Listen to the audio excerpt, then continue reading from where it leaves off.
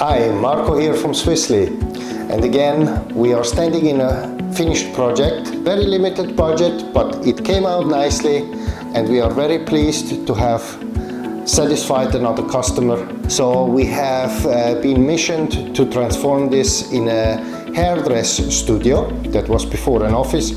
So we have get rid of the old furniture, we have painted the ceiling, we have rectified the lighting system, cleaning with our special products the floor that comes reviving the grout and the tiles.